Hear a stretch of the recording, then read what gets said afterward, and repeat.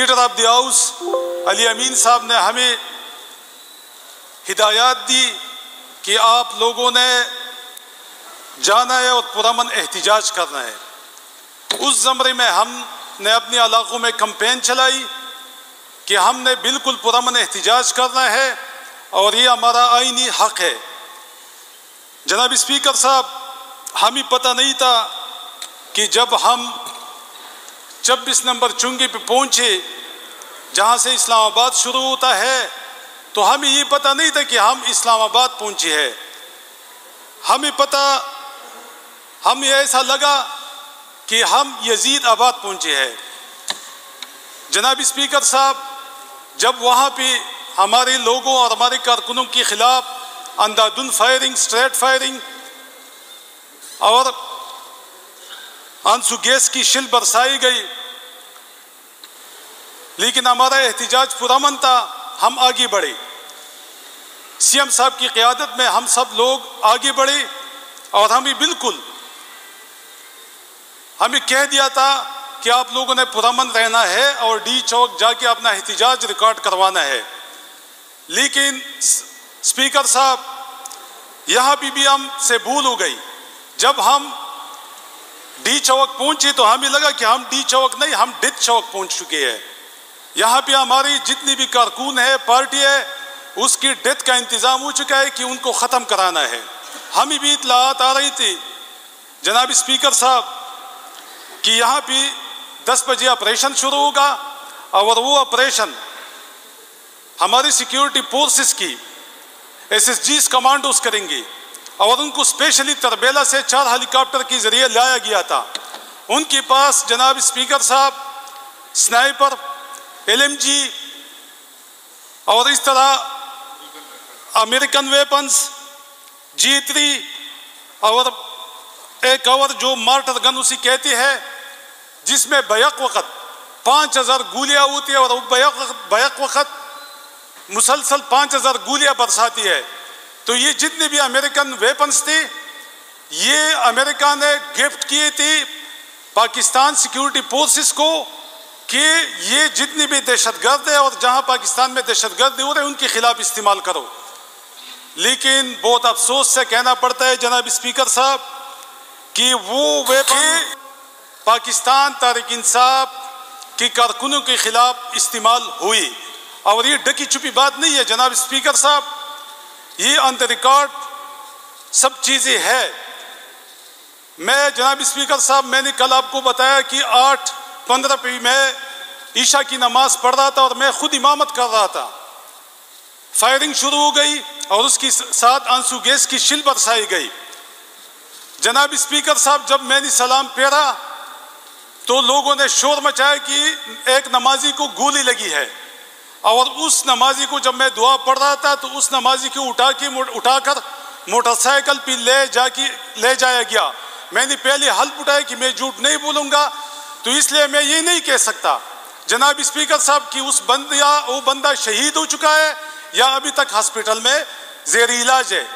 लेकिन मैंने चूंकि हल्फ लिया था कि झूठ नहीं बोलूँगा, तो जनाब स्पीकर साहब, वो मंजर देखने वाला मंजर था कि जैसे हम किसी दुश्मन मुल्क की सरहद पार करके आए हैं।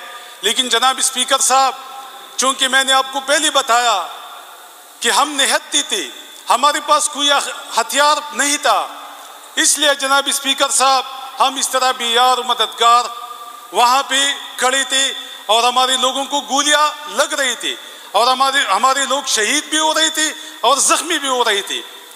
जनाब स्पीकर साहब, मज़ा तो जंग का तब आता है जब बंदूक का मुकाबला बंदूक से होता है। जनाब स्पीकर साहब, जब बंदूक का मुकाबला बंदूक से होता है तो फिर लाशें गद्दों पे आती है। जब बंदूक का मुकाबला बंदूक से होता है जनाब स्पीकर साहब, तो फिर हमारी हीरो कारगिल में कर्नल शेर खान शहीद, उसको इंडियन आर्मी सल्यूट करते हैं और हमारे अपनी दुम दबाकर भाग जाती है। जनाब स्पीकर साहब, जब बंदूक का मुकाबला बंदूक से होता है तो फिर बंगाल में 90,000 फौजियों की पतलूनी उतर जाती है।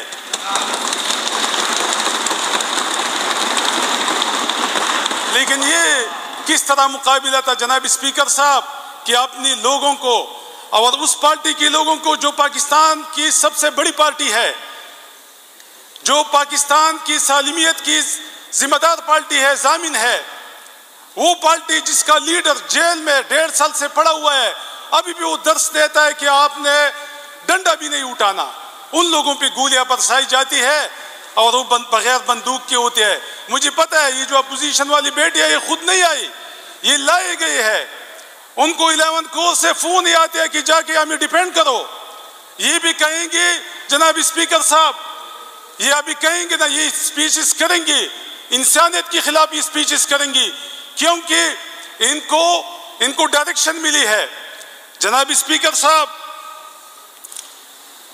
बहुत अफसोसनाक बात है और बहुत अफसोस की बात है कि सोशल मीडिया पे लोग लगे हुए हैं कि ये बाग आई है। जनाब स्पीकर साहब, मैं एक बात इनसे पूछना चाहता हूं,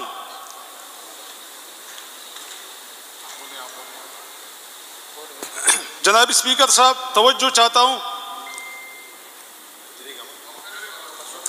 अच्छा जनाब स्पीकर साहब, मैं पूछना चाहता हूं, ये जो मीडिया पे लोग, बिका हुआ मीडिया पे लोग बोलते हैं कि ये बाग आई है, मैं उनसे पूछना चाहता हूं कि एक गुलेल से मैं इन सबको भगाऊंगा, लेकिन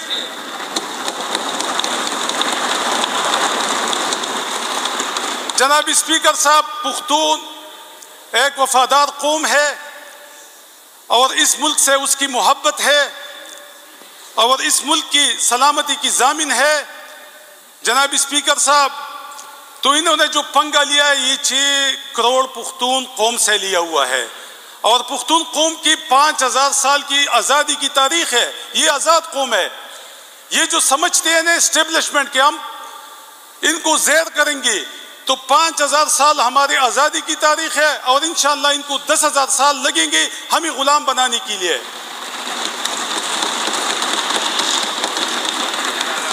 इंशाअल्लाह 10,000 साल में भी हमें गुलाम नहीं बना सकते। ये तो आदी हो चुके हैं कि चलो, हमें तो रूस जैसी सुपर पावर ने भी ज़ेर नहीं किया पुख्तून कौम को, हमें अमेरिका जैसी सुपर पावर ने ज़ेर नहीं किया, तो ये क्या वक़्त की यजीद हमें ज़ेर करेंगी।